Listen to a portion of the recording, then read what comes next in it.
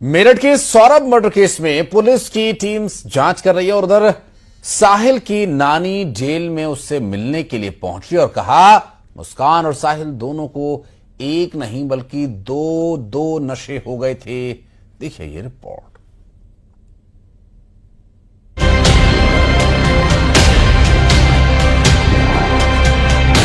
भगवान कसम से नाना मेरा बहुत दुख है। मेरठ के चर्चित सौरभ हत्याकांड के आरोपी साहिल से पहली बार जेल में उसकी नानी ने मुलाकात की। साहिल के लिए नमकीन और कपड़े लेकर पहुंची नानी ने सौरभ की मौत पर दुख जताते हुए कहा कि घटना बेहद दर्दनाक है। भगवान कसम सूर्य नारायण मेरा बहुत दुख है। नानी ने कहा कि दोनों को दो नशे हो गए हैं। नशे के आदी तो दोनों ही हैं। दूसरी ओर आदमी को औरत का नशा और औरत को आदमी का नशा भी हो गया है। अरे मैं कह रही हूँ, मुझे अब तुम्हें यकीन नहीं आ रहा। इतनी बात मैं कह रही हूँ कि उससे ज्यादा लड़के का दुख कुछ नहीं करा। ये दो नशे हो गए, नहीं दो नशे हो गए। एक तो नशा खूब कर रखा था, एक आदमी को औरत का, औरत का आदमी को नशा, ये सबसे बड़ा हो गया। जी हाँ, मैं आपको बता दूं कि पुलिस पूछताछ में जो मुस्कान ने पुलिस के अफसरों को बताया वो काफी चौंकाने वाला है। मुस्कान ने कहा कि सन 2021 में सौरभ के साथ उसका तलाक का मुकदमा शुरू हो गया था। उसके बावजूद सौरभ अपने खास दोस्त पंकज और उसकी माता यानी मुस्कान की जो माता है उसके साथ मिलकर मुस्कान की रेकी करा रहा था। उसके घर पर लगातार कौन आ रहा है कौन जा रहा है, इस बात से चिढ़ने के बाद वो सौरभ से काफी खफा थी, काफी नाराज चल रही थी।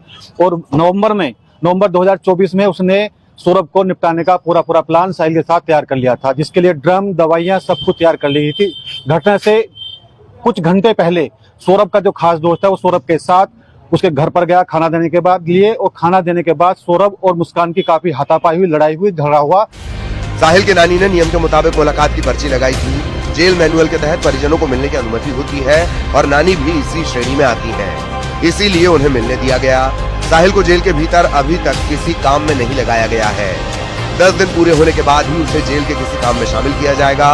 उधर जेल में साहिल के बाल छोटे छोटे कटवा दिए गए हैं। उसकी नानी ने मुलाकात के लिए अनुरोध किया था, पर्ची लगाई थी तो उसकी नानी मिलने आई। देखिए, जेल में पहला काम होता है अनुशासन में रहना, और 2-2.5 फुट के बाल का कोई मतलब नहीं है। हालांकि उसने स्वयं ही इच्छा जाहिर की थी कि मेरे बाल जो कटवा दिए जाए, तो यहाँ पर नाई उपलब्ध है, अन्य बंदियों की तरह उसके भी बाल कटवाएंगे। मेरठ में सौरभ के परिवार पर दुखों का पहाड़ टूट पड़ा है।